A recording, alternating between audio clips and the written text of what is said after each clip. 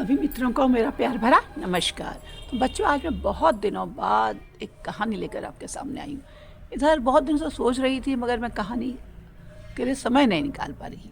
एक छोटी सी कहानी है, आशा करती हूँ आपको पसंद आएगी। और कहानी का नाम है बाज का बच्चा।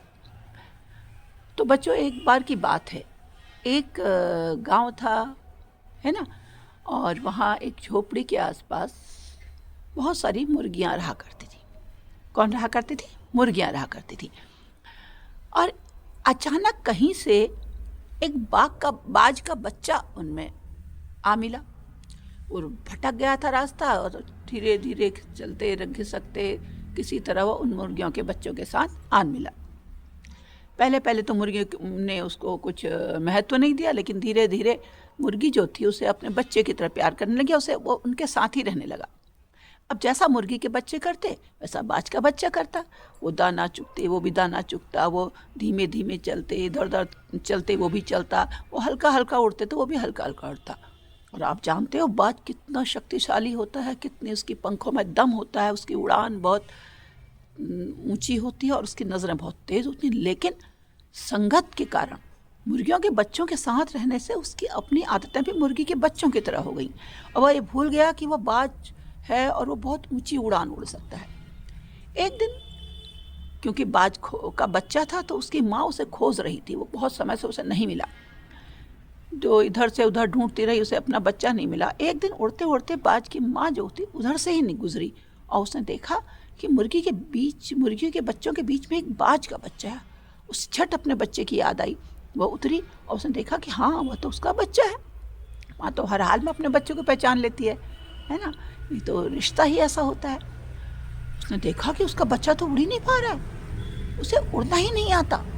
वो बिल्कुल मुर्गी के तरह, चूजों की तरह हरकतें कर रहा है। उसे बड़ा अफसोस हुआ। उसने उसे उठाया, अपने चोंच में दबाया और उड़ा ले गई बहुत ऊपर तक, बहुत ऊपर तक। बाज का बच्चा डर गया। उसने कहा, ये क्या हुआ है? मतलब मुझे आज क्या हो गया? मेरे को कौन पकड़ के ले गया मुझे इतनी ऊंचाई में, और ये कहाँ ले जा रहा है मुझे? और ऊंचाई पर जाकर बाज की माँ ने उसे ऊपर मुंह से छोड़ दिया। जब उसे उसकी माँ ने छोड़ा तो वो घबरा गया कि मैं क्या करूँ अब। मुझे तो इसने छोड़ दिया, मैं नीचे गिर जाऊंगा, मैं मर जाऊंगा जमीन में पटक कर। और ऐसा सोचते ही उसके दिमाग में अपनी मृत्यु से लड़ने का विचार आया। उसने अपने पंख फड़फड़ाए। थोड़ी देर इधर लड़खड़ाया, उधर लड़खड़ाया, लेकिन थोड़े प्रयास के बाद से वो उड़ान भरने लगा। और धीरे धीरे कभी लड़खड़ाया तो किसी पेड़ की डाल पर, किसी उसकी डाल पर अटका, लेकिन फिर उड़ान भरने लगा। ऐसा 4-5 बार गया तो उसे लगा कि मैं तो उड़ सकता हूँ, अरे मैं तो बहुत ऊंचाई पर उड़ सकता हूँ। और ऐसा सोचते ही उसने अपनी लंबी उड़ान भरी और वो काफ़ी ऊंचाई तक गया। उसने देखा उसके बगल में वही बाज है जो जिसने उसे वहाँ से उठाया था और ऊंचाई से फेंक दिया था। तो उसने पूछा, अरे आप तो वही हो, आपने मुझे उतनी ऊंचाई से फेंक दिया था और अपने मुंह में दबा के, चोंच में दबा कर यहाँ ले। उसका, बेटा मैं तेरी माँ हूँ, तो खो गया था। और जब मैंने देखा तू अपने स्वभाव को भूल गया है, अपनी उड़ान को भूल गया और मुर्गी के बच्चों की तरह कर रहा है, तो मेरी समझ में और कोई नहीं आया, केवल यही उपाय आया।